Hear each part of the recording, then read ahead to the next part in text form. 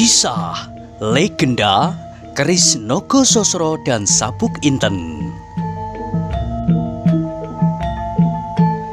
Sahabat Permata TV yang tercinta, pada kesempatan yang sangat baik ini kita masuk pada episode yang ke-160. Selamat menikmati. Dalam kisah sebelumnya diceritakan, nafas Arya Saloka berjalan semakin cepat, bukan karena kelelahan, tetapi karena perasaannya yang bergolak demikian dahsyatnya. Pergolakan perasaan yang telah mengguncangkan nalarnya. Dengan mata yang suram, ia mengamat-amati wajah adiknya dengan seksama, wajah yang masih memancarkan perasaan dendam dan benci. Namun karena itulah, maka Arya Saloka menjadi kasihan melihatnya. Ia menangkap getaran perasaan adiknya. Betapa ia tidak rela menerima keadaan itu. Karena itu tiba-tiba terdengarlah suaranya gemetar. "Adi Sawung Sariti, berjanjilah demi Tuhan yang Maha Tahu bahwa kau akan melupakan kegayuhan yang sesat itu. Kemudian biarlah kita menikmati hidup tenang, lepas dari rasa dendam dan prasangka." "Kakang," jawab Sawung Sariti, "aku sudah berkata, kau atau aku yang harus lenyap. Kita tak akan dapat hidup bersama di bawah cahaya matahari yang sama." Arya Saloka mengangkat alisnya, dadanya berdentang keras mendengar jawaban Sawung Sariti. Dalam pada itu Karepet pun menjadi heran melihat peristiwa itu. Alangkah bersih jiwa Arya Saloka. Sebaliknya, betapa keras kepala adik sepupunya itu. Dengan demikian, Karang Tunggal pun terpaksa menahan nafasnya, menanti apa yang kira-kira akan terjadi. Di dalam lumpur yang becek, Galunggung masih duduk dengan mulut ternganga. Pertempuran yang terjadi benar-benar telah merampas segenap kesadarannya. Dan kini ia melihat Sawung Sariti dalam bahaya. Arya Saloka masih tegak di tempatnya. Pedangnya masih melekat di dada adiknya dengan gemetar. Secepat getaran di dadanya sendiri. Bahkan tiba-tiba tangannya menjadi lemas. Dan karena itu pedangnya pun semakin tunduk ke tanah. Sawung Sariti melihat keadaan kakaknya. Ia melihat pedang itu semakin renggang dan tunduk. Mula-mula ia merasa aneh. Kenapa kakaknya itu tidak membunuhnya seperti beberapa tahun yang lalu, meskipun ia telah mengancamnya. Kemudian ia merasakan sesuatu yang tak dapat dimengerti sendiri menjalar di hatinya. Perasaan segan dan lebih dari itu. Meskipun demikian, Sawung Sariti tidak mau dipengaruhi oleh perasaannya. Ia tidak mau disebut sebagai seorang pengecut yang takut menentang maut. Karena itu ia masih mencoba berkata, "Jangan menjadi laki-laki cengeng. Aku telah mengangkat dadaku. Bunuhlah aku." Namun suara Sawung Sariti sudah tidak selantang tadi. Bahkan suara itu terasa bergetar dan ragu. Arya Saloka menggeram. Kini pedangnya sudah benar-benar terkulai. Dengan mata yang sayu ia berkata, "Adi Sawung Sariti, masihkah hatimu segelap itu?" Kembali terasa sesuatu berdesir di dada Sawung Sariti. Kakaknya itu benar-benar tak mau membunuhnya. Tetapi ia berkata tidak seperti getaran-getaran di hatinya. "Apa pedulimu tentang hatiku? Kalau kau sobek dadaku, akan kau lihat warna hati itu." Arya Saloka menjadi kecewa, seperti Karang Tunggal juga menjadi sangat kecewa. Karena itu Arya berkata putus asa, "Baiklah Adi, ambillah pedangmu. Kita tentukan sekali lagi, siapakah yang akan mati di antara kita." Sekali lagi dada Sawung Sariti berguncang. Kesempatan itu masih didapatnya. Aneh, Apakah Arya Saloka tidak melihat kemungkinan dadanya sendiri akan ditembus oleh pedangnya, atau barangkali kakaknya itu yakin bahwa ia tak akan dapat mengalahkannya? Namun bagaimanapun juga, kesempatan itu benar-benar mengacaukan perasaannya, dan karena itulah ia tidak segera bergerak memungut pedangnya. Malahan matanya dengan penuh pertanyaan memandang Arya dan Karebet berganti-ganti.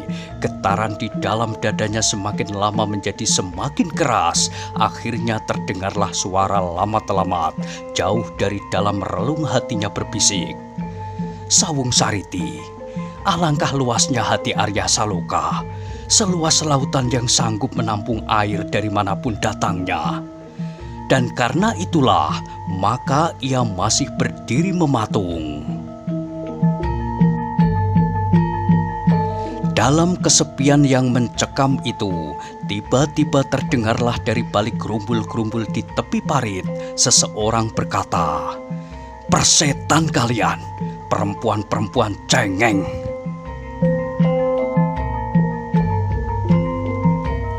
Semua yang mendengar suara itu terkejut. Serentak mereka menoleh ke arahnya, dan tampaklah sebuah bayangan yang bergerak-gerak di balik gerumbul-gerumbul di tepi parit. Dan suara itu berkata lagi, "Aku telah mencoba menyabarkan diri, menunggu kalian saling membunuh. Tetapi aku tidak telaten. Kalian berperasaan seperti perempuan cengeng. Kenapa kalian tidak bertempur dan membunuh secara jantan?" Dada ketiga anak muda yang berdiri di bawah pohon nyamplung itu menjadi semakin berdebar-debar, dan bayangan itu masih saja berada di sana sambil meneruskan kata-katanya. "Aku telah menunggu untuk mengurangi darah yang melumuri tanganku. Setidak-tidaknya, aku hanya tinggal membunuh 2 di antara kalian bertiga atau 1. Apabila kalian laki-laki dan bertempur seperti laki-laki. Tetapi tidaklah demikian. Karena itu maka kalian telah memberatkan pekerjaanku, membunuh kalian bertiga dengan tanganku." Tidak seorang pun dari ketiga orang di bawah pohon nyamplung itu yang bergerak. Semua berdiri mematung dengan hati yang tegang. Mereka menunggu untuk mengetahui siapakah yang berbicara itu. Berdesirlah dada mereka, dan darah mereka seakan-akan membeku ketika mereka melihat bayangan di belakang gerumbul itu meloncat dengan tangkasnya, melangkahi pohon-pohon perdu seperti seekor burung gagak yang berwarna kelam di malam yang gelap. Mereka menjadi semakin terkejut lagi ketika bayangan itu telah berdiri di antara mereka, di bawah pohon nyamplung itu. Ternyata bayangan itu adalah seorang yang bertubuh bongkok dan berwajah mengerikan seperti wajah hantu. "Bugel Kaliki," desis Sawung Sariti. Orang bongkok dari lembah Gunung Cerme itu tertawa berderai. Katanya, "Kau pasti mengenal aku dengan baik." Dada Arya Saloka berdesir mendengar kata-kata itu. Kemudian hantu bongkok itu berkata pula, "Nah, aku juga ingin melihat bahwa kau dan anak murid Mahesa Jenar ini laki-laki. Tetapi aku kecewa. Karena itu biarlah aku yang membunuhmu. Dan yang seorang ini, aku tidak tahu apakah hubunganmu dengan kedua anak ini. Namun karena kau hadir juga di sini, maka kau pun akan kubinasakan." Karang Tunggal pun pernah mendengar tentang Bugel Kaliki. Ia tahu benar bahwa Bugel Kaliki adalah tokoh sakti dari golongan hitam seperti Pasing Singan, Simar Rodra Tua, Sura Sarunggi, dan sebagainya. Namun terdorong oleh jiwa kejantanannya yang meluap-luap dalam dadanya, seperti sifat-sifatnya yang melonjak-lonjak, dipenuhi oleh daya hidupnya, maka ia pun marah bukan buatan. Dengan berdiri tegak dan bertolak pinggang, ia berkata lantang, "Hai, Bugel Kaliki, kalau kau belum mengenal aku, akulah yang bernama Karang Tunggal, yang disebut juga Mas Karebet dalam panggilan Jaka Tingkir."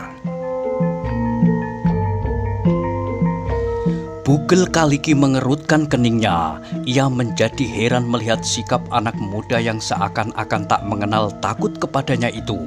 Maka katanya, "Sudahkah kau kenal nama Bugel Kaliki dengan baik?" "Aku sudah cukup mengenal," jawab Karebet. "Bugel Kaliki adalah tokoh sakti dari lembah Gunung Cermai." Bugel Kaliki tertawa. Katanya di antara derai tertawanya, "Bagus. Kau telah mengenal namaku, tetapi kenapa kau berani bertolak pinggang di hadapanku?" Kemarahan Karebet menjadi semakin memuncak.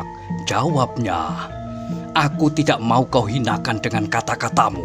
Apakah kau kira membunuh kami bertiga ini semudah membunuh cacing?"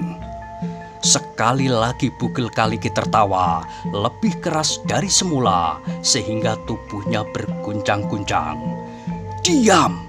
bentak Karebet. "Aku muak melihat tampangmu, apalagi kalau kau sedang tertawa." Bugel Kaliki terkejut sehingga tertawanya berhenti. Bukan main, anak itu berani membentak-bentaknya. Karena itu matanya menjadi buram dan redup. Dipandangnya Karang Tunggal dengan seksama. Perlahan-lahan ia berjalan ke arah anak muda itu. Arya Saloka dan Sawung Sariti tiba-tiba menjadi tegang. Apakah ia harus berdiri membiarkan Karang Tunggal mengalami bencana? Tiba-tiba terasa pula perasaan dendam di antara mereka. Mereka merasa bahwa kini nasib mereka serupa. Mereka bersama-sama akan mengalami bencana apabila Bugel Kaliki benar-benar bertindak atas mereka. Apalagi di dalam relung hati Sawung Sariti telah memancar sepercik api yang menerangi kegelapan hatinya itu. Maka ketika mereka melihat Bugel Kaliki melangkah perlahan-lahan mendekati Karang Tunggal, tanpa mereka sengaja, Arya Saloka dan Sawung Sariti pun melangkah maju. Melihat kedua anak muda yang lain bergerak, Bugel Kaliki berhenti. Pandangan matanya yang buas berganti-ganti hinggap di wajah Arya Saloka dan Sawung Sariti. Kedua anak muda ini pun ternyata tidak gentar menghadapinya. Sehingga dengan demikian, Bugel Kaliki menjadi semakin marah dan terdengarlah ia berteriak, "Apakah kalian bertiga tidak takut menghadapi aku, Bugel Kaliki dari Gunung Cermai? Selama kami berpijak pada kebenaran, tak ada yang kami takuti," jawab Arya Saloka. "Gila!" geram Bugel Kaliki. "Kau berdua telah terluka. Membunuh kalian akan sama mudahnya dengan membunuh semut." "Aku sudah siap untuk mati sejak tadi," sahut Sawung Sariti. "Namun jangan mimpi kami akan menyerahkan leher kami tanpa perlawanan. Dan kalau aku mati karena tanganmu, maka aku akan mendapat penghormatan sebagai seorang laki-laki dari Pamingit, bukan karena pertentangan antara keluarga sendiri. Aku sekarang menyesal bahwa aku telah melawan Kakang Arya Saloka." Arya Saloka dan Karang Tunggal bergetar hatinya mendengar pengakuan yang tiba-tiba itu. Ketika mereka memandangi wajah Sawung Sariti, tampaklah betapa ia berkata dari dasar hatinya. Karena itu di dalam dada Arya Saloka terdengar suara berbisik, "Terima kasih adikku. Mudah-mudahan kau mendapat sinar terang dari Tuhan yang Maha Pengasih." Dalam pada itu Bugel Kaliki menjadi bertambah-tambah marah juga. Ia mengharap bahwa seharusnya ketika anak muda itu menjadi ketakutan, menggigil dan berjongkok minta ampun. Tetapi ternyata mereka telah menengadahkan dada mereka. Bahkan anak yang bernama Karang Tunggal itu masih saja berdiri bertolak pinggang. Karena kemarahannya itu, tiba-tiba Bugel Kaliki berkata nyaring, "Hai, tikus-tikus yang tak tahu diri, kalian telah berbuat kesalahan pada akhir hayat kalian. Alangkah menyenangkan apabila aku melihat kalian meronta-ronta dan menderita sakit pada saat ajal tiba." Kata-kata itu diucapkan oleh seorang iblis yang mengerikan. Karena itu, maka dada ketiga anak muda itu pun berdesir pula. Namun mereka bukanlah tikus-tikus seperti yang dikatakan oleh orang bongkok dari Gunung Cermai itu. Karena itu, meskipun desiran di dada mereka terasa seperti menggores jantung, namun mereka tidak menjadi gentar. Terdengarlah Karang Tunggal menjawab, "Omong kosong, kau ingin menakut-nakuti kami, supaya kami menjadi menggigil dan kehilangan nafsu perlawanan kami?" Jawaban itu benar-benar membakar hati Bugel Kaliki. Seperti tatit ia meloncat dan menampar mulut Karang Tunggal. Gerakan Bugel Kaliki benar-benar demikian cepatnya dan tidak terduga-duga, sehingga tak seorang pun mampu mencegahnya. Bahkan Karang Tunggal pun tak mampu mengelakkan. Namun gerakan Bugel Kaliki bukanlah serangan yang sebenarnya. Ia menampar saja karena marah. Meskipun demikian, tangan Bugel Kaliki adalah tangan hantu yang seakan-akan gumpalan timah yang keras. Karena itulah, maka tamparan itu pun seolah-olah seperti ayunan bandul timah yang berat menghantam pipi Karang Tunggal. Meskipun Karang Tunggal mencoba mengelak, namun kecepatannya bergerak tidak dapat memadai kecepatan Bugel Kaliki. Sehingga karena itu, maka tangan Bugel Kaliki itu pun tak dapat dihindari. Namun demikian, Jaka Tingkir itu terpelanting dan terbanting jatuh. Kepalanya hanya tergeser sedikit dan ia terdorong mundur beberapa langkah. Bugel Kaliki melihat kenyataan itu. Ia sudah mengatur kekuatan geraknya. Menurut dugaannya, anak yang sombong itu akan terpelanting dan jatuh berguling di tanah. Tetapi Karebet ternyata tidak demikian. Bahkan terasa seolah-olah ada lambaran yang membatasi tangannya dan tubuh anak itu. Karena itu, maka Bugel Kaliki menjadi berdebar-debar. Dengan pandangan mata yang buas, ia memandang Karebet seperti hendak ditelannya hidup-hidup. Dari mulutnya tiba-tiba terlontar kata-katanya, "Setan, dari mana kau miliki aji lembu sekilan itu?" Karebet kini telah tegak kembali. Ia telah mengeterapkan ilmunya sejak ia melihat kedatangan hantu yang dapat bergerak secepat tatit itu. Memang ia sudah menyangka bahwa Bugel Kaliki pada suatu saat akan bergerak secepat itu. Karena itu, ia pun selalu bersiaga. Namun ia tidak menjawab pertanyaan hantu bongkok itu. Arya Saloka pun tergetar melihat peristiwa itu. Sejak pertemuannya yang pertama dengan Karang Tunggal, ia telah mengagumi ketangguhan dan ketangkasannya. Kini ia menyaksikan betapa Karebet berhasil mempertahankan keseimbangannya dari dorongan tangan Bugel Kaliki. Apalagi Sawung Sariti, dadanya berguncang ketika ia mendengar Bugel Kaliki berkata bahwa anak muda yang bernama Karang Tunggal itu memiliki aji lembu sekilan. Kalau demikian, pikirnya, ia tidak bersungguh-sungguh ketika melawan aku. Alangkah bodohnya aku ini. Kalau ia terapkan lembu sekilan, maka aku pasti sudah binasa karena pedangnya. Sebab aku tak dapat mengenalinya, dan ia dapat sekehendak hatinya menusuk dadaku dari arah yang disukainya.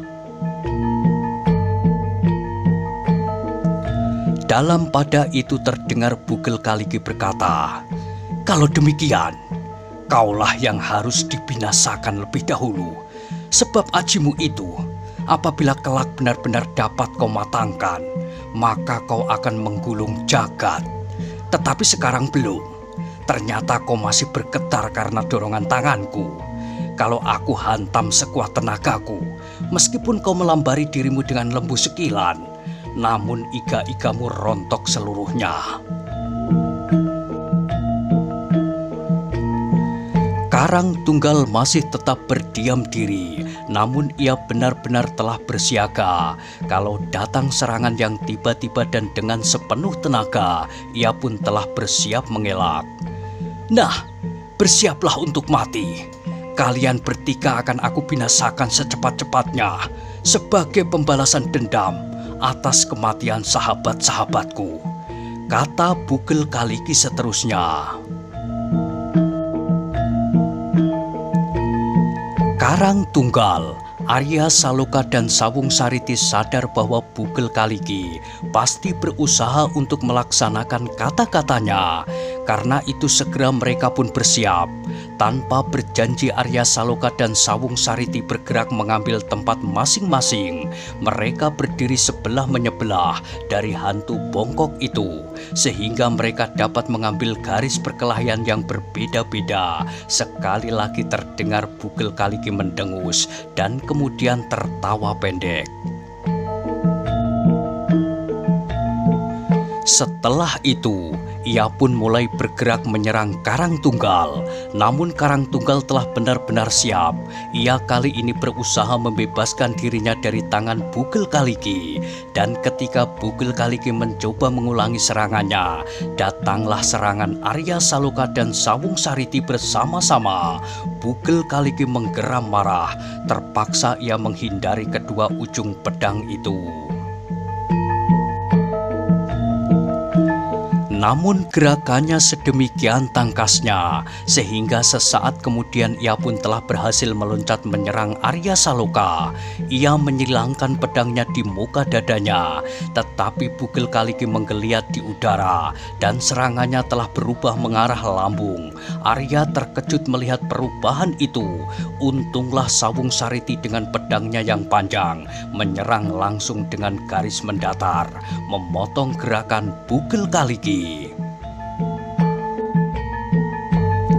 Sekali lagi Bugel Kaliki menggeram.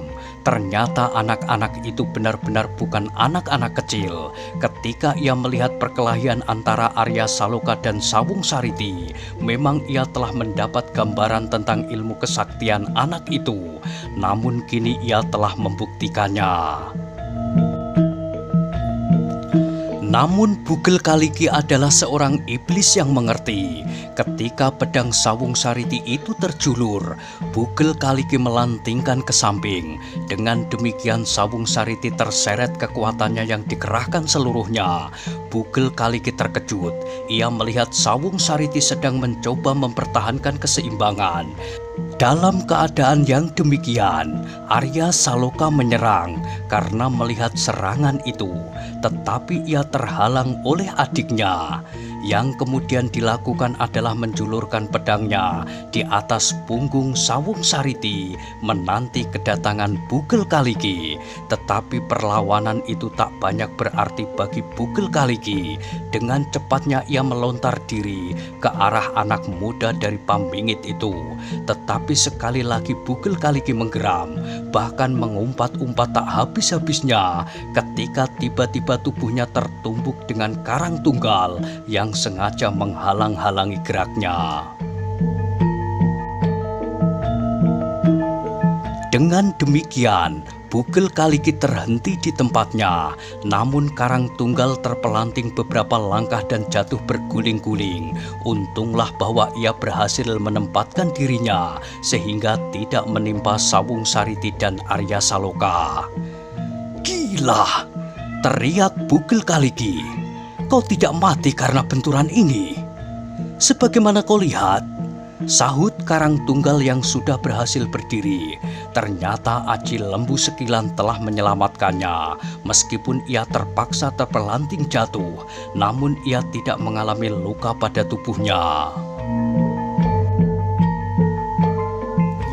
Kesempatan itu dapat dipergunakan sebaik-baiknya oleh Sawung Sariti dan Arya Saloka.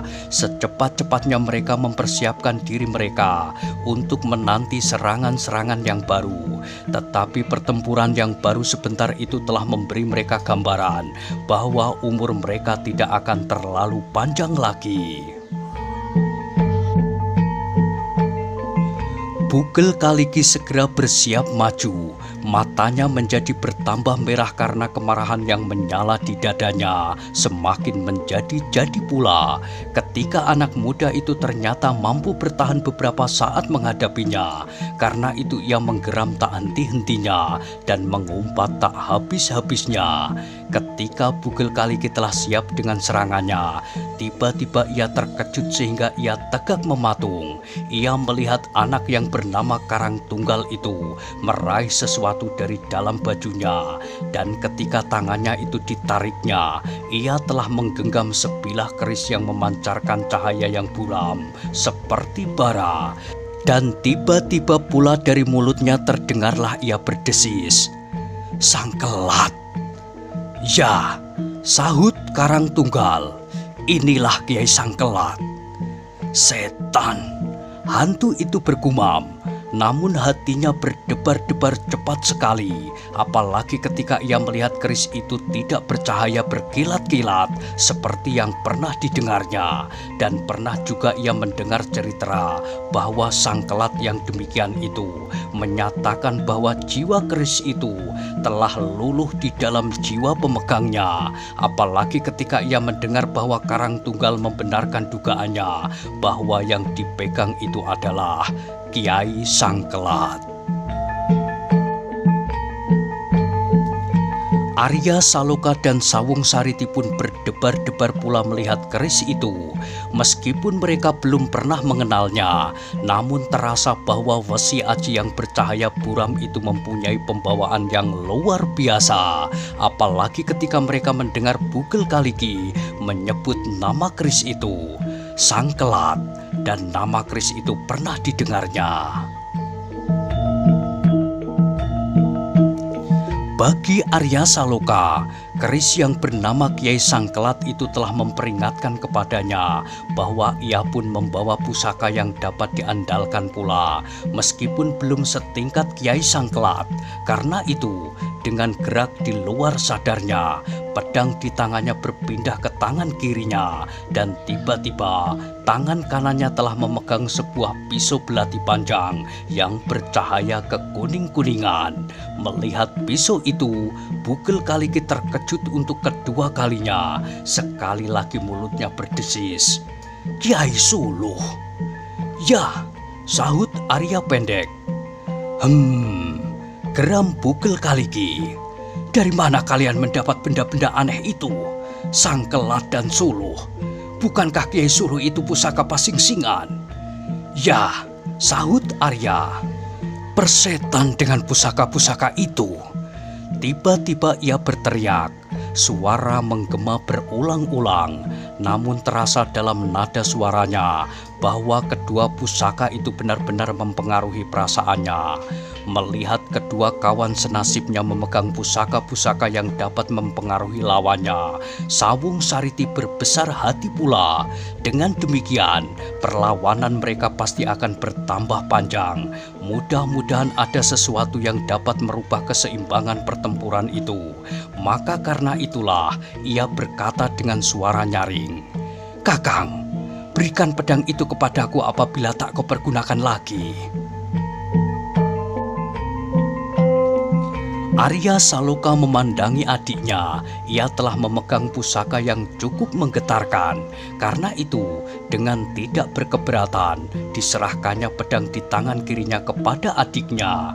Sambil menerima pedang itu, Sawung Sariti bergumam, "Akan aku coba ilmu pedang rangkap yang pernah diturunkan Eyang Suradipayana kepadaku."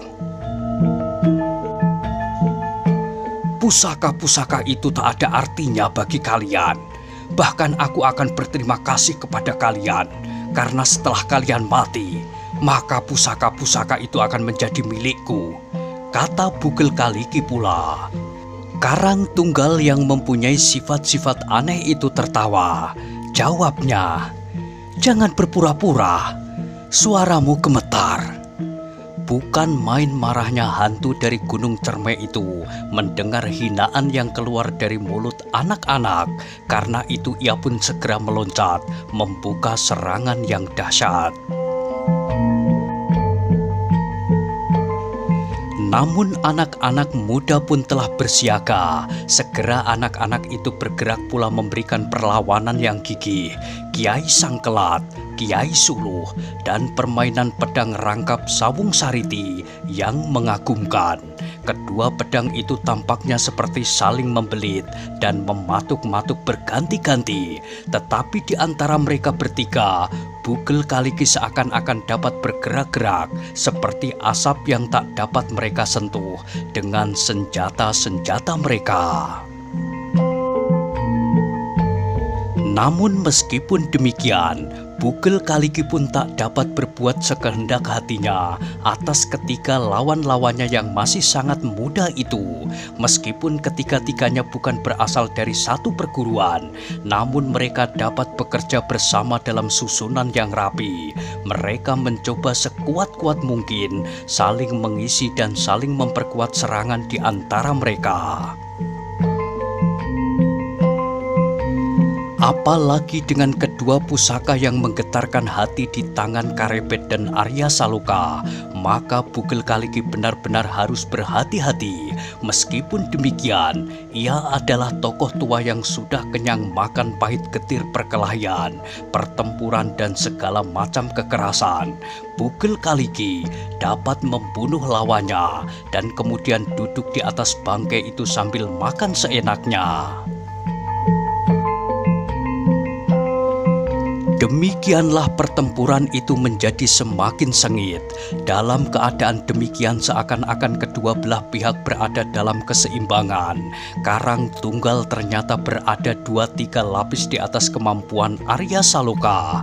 Aji Lembu Sekilanya, meskipun tidak dapat melawan kekuatan tenaga Bugel Kaliki sepenuhnya, namun ia dapat menghindarkan dirinya dari sentuhan-sentuhan kecil hantu dari Gunung Cerme itu. Dengan demikian maka seakan-akan Karebetlah yang memimpin kedua kawannya yang lain. Ialah yang mengambil sikap dan menentukan permainan yang mengagumkan, namun telah membuat Bugel Kaliki bertambah marah. Nah, bagaimanakah kisah selanjutnya? Silahkan ikuti terus kisah legenda Keris Nogososro dan Sabuk Inten pada episode berikutnya. Sampai jumpa.